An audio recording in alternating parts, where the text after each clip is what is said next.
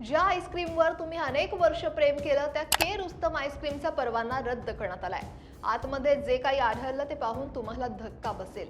इतकंच नाही, पण आता तुमच्या पिण्याच्या पाण्याचीही तपासणी होणार आहे। लग्न समारंभ, मोठ्या कार्यक्रमांमध्ये वापरल्या जाणाऱ्या पाण्याच्या जारमध्ये धोकादायक रसायनं मिसळली जात असल्याची भीती व्यक्त होतीये।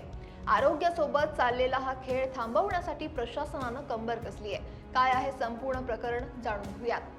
मुंबईतील चर्चगेट इथलं प्रसिद्ध के रुस्तम आईस्क्रीम पार्लरचा परवाना अन्न आणि औषध प्रशासन म्हणजेच एफडीएनं रद्द केलाय। एफडीए आयुक्त तुकाराम मुंडेंच्या निर्देशानुसार सेफ फूड सेफ महाराष्ट्र या मोहिमेअंतर्गत ही धडक कारवाई करण्यात आली आहे। जवळपास 70 वर्षांपासून मुंबईकरांच्या जिभेचे चोचले पुरवणाऱ्या या प्रतिष्ठित दुकानातून आलेली ही बातमी खरोखरच धक्कादायक आहे। एफडीएनं अचानक केलेल्या तपासणीत इथं गंभीर स्वच्छतेच्या त्रुटी आढळल्यात। काय आढळलं तर दुकानात आणि साठवणुकीच्या ठिकाणी जिवंत उंदीर आणि माशांचा सुळसुळाट होता। इतकंच नाही तर आईस्क्रीम आणि इतर पदार्थांच्या सुरक्षित साठवणुकीसाठी आवश्यक असलेली जी कोल्ड चेन असते ती व्यवस्थित पाळली जात नव्हती आणि चक्क मुदत संपलेले एक्सपायरी डेटचे खाद्यपदार्थ सुद्धा इथे आढळलेत। ग्राहकांच्या आरोग्याशी खेळणाऱ्या गंभीर अनियमिततांमुळे तात्काळ कारवाई करत या के रुस्तमचा परवाना रद्द करण्यात आलाय आणि पुढचे आदेश येईपर्यंत हे आईस्क्रीम पार्लर बंद ठेवण्याचे निर्देश देण्यात आलेत। या घटनेनं मुंबईतील खाद्यपदार्थांच्या गुणवत्तेबाबत पुन्हा एकदा प्रश्नचिन्ह निर्माण झालंय।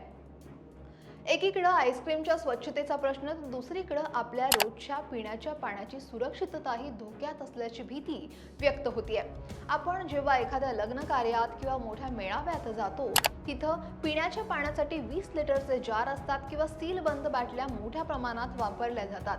पण सध्या एक अत्यंत धक्कादायक शक्यता समोर येते।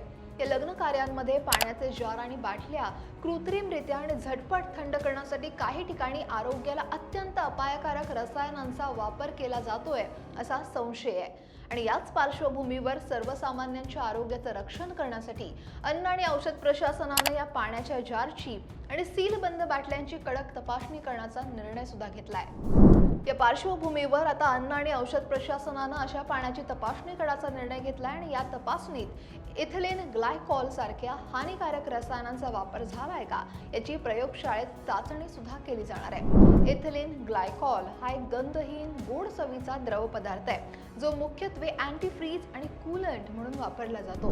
पाण्यात मिसळल्यावर तो किडनी आणि हृदयावर गंभीर परिणाम सुद्धा करू शकतो, ज्यामुळे उलटी होणं, मळमळ होणं यासारखे त्रास होऊ शकतात। या तपासणीचे अंतिम निष्कर्ष हे अहवालानंतरच स्पष्ट होतील। पण ही मोहीम ग्राहकांना सुरक्षित पिण्याचं पाणी उपलब्ध व्हावं आणि सार्वजनिक आरोग्याचं संरक्षण व्हावं या उद्देशानं सुरू करण्यात आली आहे। आयुक्त तुकाराम मुंडेंच्या मार्गदर्शनाखाली सध्या संपूर्ण राज्यात सेफ फूड सेफ महाराष्ट्र ही धडक मोहीम राबवली जाते।